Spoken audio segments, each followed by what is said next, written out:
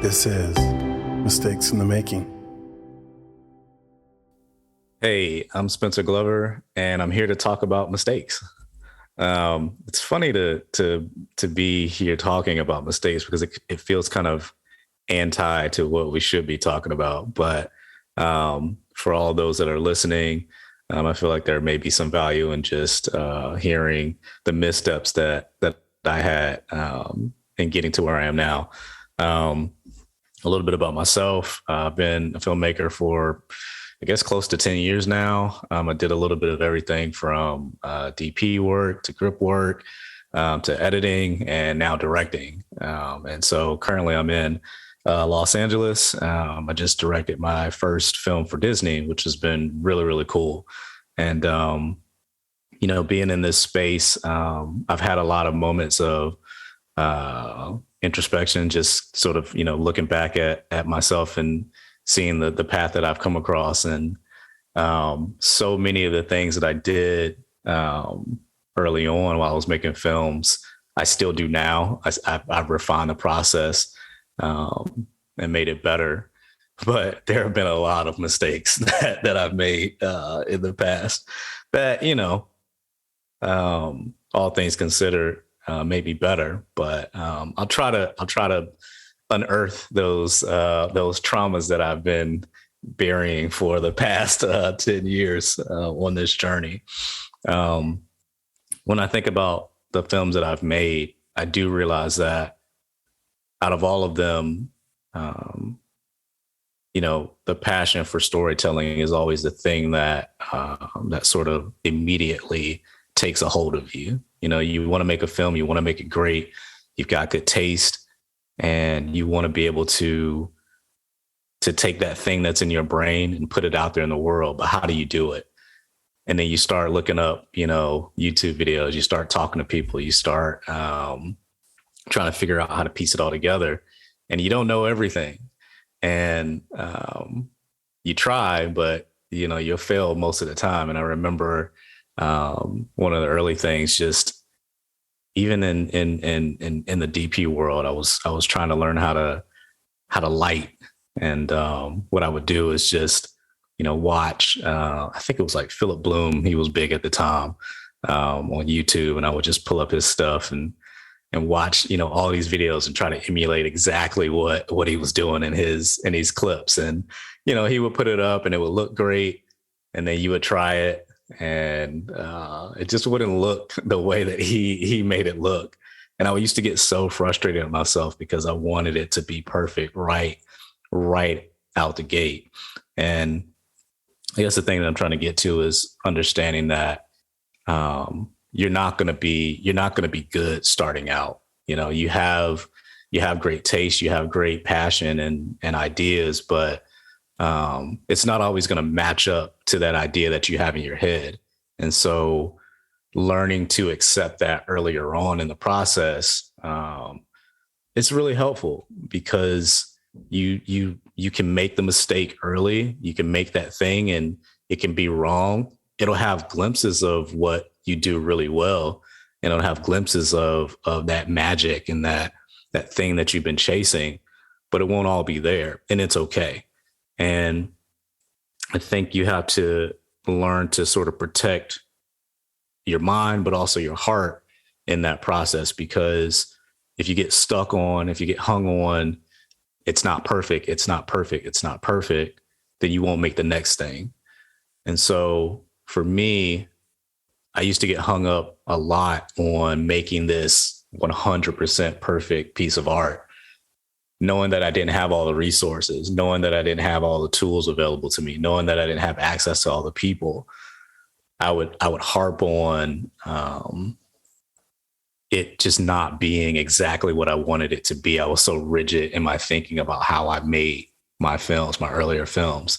And it hurt me a lot. You go into post and, there's this feeling of making a film, and you get this high from the shoot, right? You're like spending X amount of days with these people. You're in the trenches building these relationships, and you make a lot of new friends. You make a lot of great memories. And then most of the time you go off on your own and have to edit this little film, and you have to edit it in a cave for the next, 2 or 3 months. And you plan to have money to do post, you plan to have money to do professional color and professional sound, and that money runs out. And then it's just you doing all of the things by yourself. That can be a weird spot because it feels like everyone is sort of abandoned the process. And thinking about one of my other films, Message Red, like we had really great goals to get, professional color and sound, and I was going to hire an editor, and we ended up using a lot of the money during production. Now the film turned out great, and I'm still very proud and very happy for that film. But, the post process was brutal. I was alone. I had to do, X amount of VFX shots on my own. I hadn't done any VFX shots before. I just had YouTube to look through to figure it out. I had to do color on my own. I had to do sound on my own. And it took almost a year and a half for me to get it to a place where I felt really comfortable with it. And it was a brutal process. And so, I think over time you sort of learn to manage your expectations. I'm not saying do crappy work. I think what I'm saying is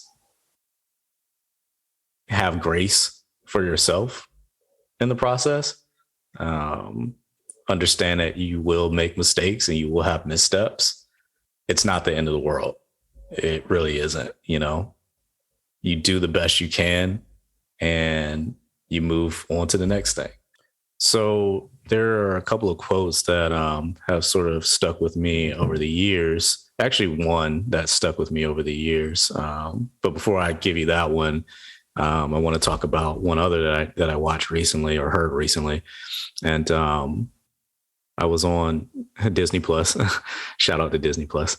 I was watching the documentary that they have done on the VFX company, ILM.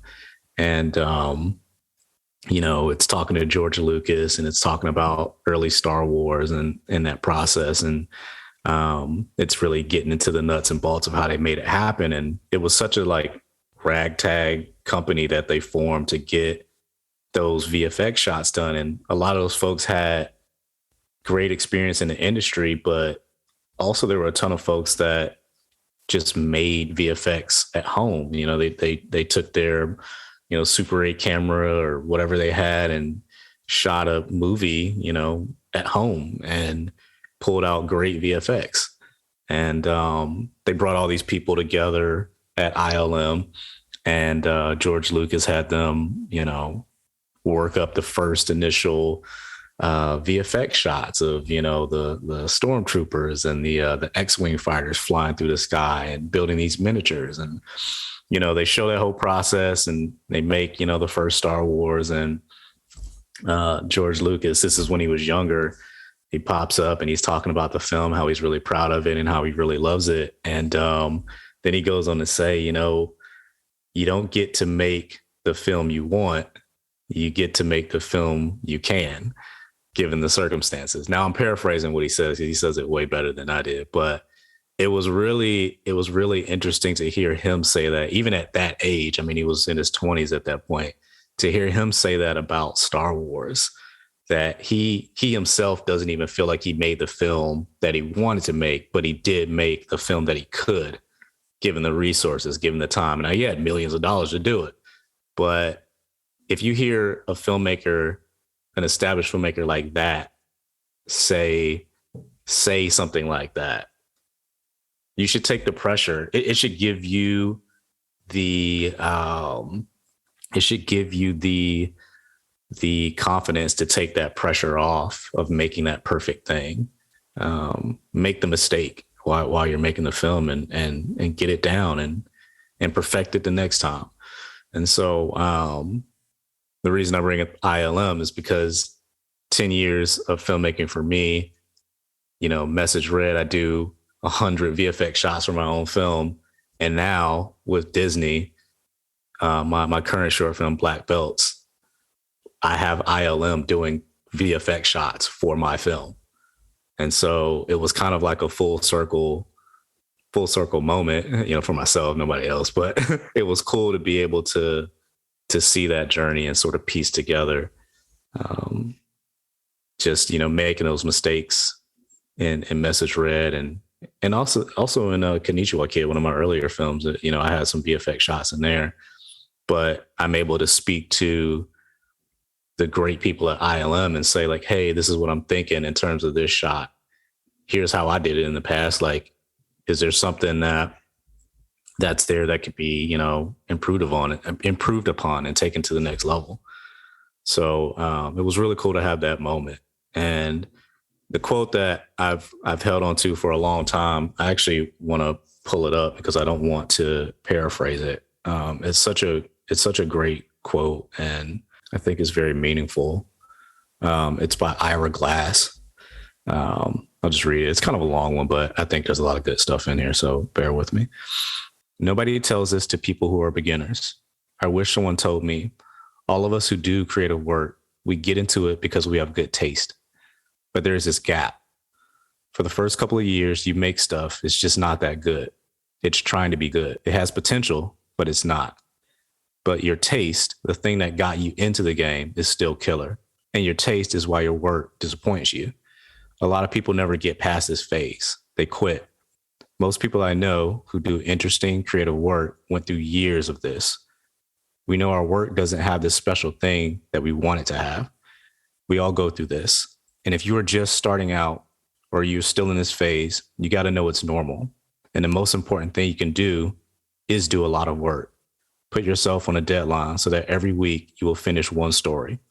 It is only by going through a volume of work that you will close that gap, and your work will be as good as your ambitions. And so I've always held on to that quote, and it's gotten me through so many mistakes that I've made. I'm actually getting a little emotional reading that because it calls up a lot of memories and feelings that I've had, just, films in the past that I struggled to make, and a lot of lonely journeys on a lot of these films. But that's filmmaking, that's what we do. We have a story, we have a passion, we have a calling and something that we want to say.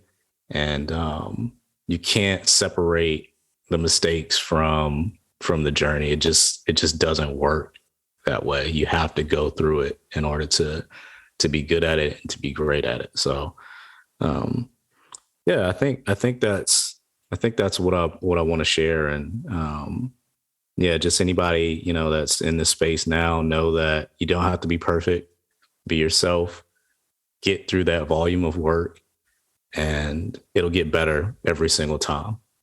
So, I think that's what I got. Hopefully that helps you in your journey. I know I look a mess right now. I just woke up, but I was on set. That's why. So forgive me.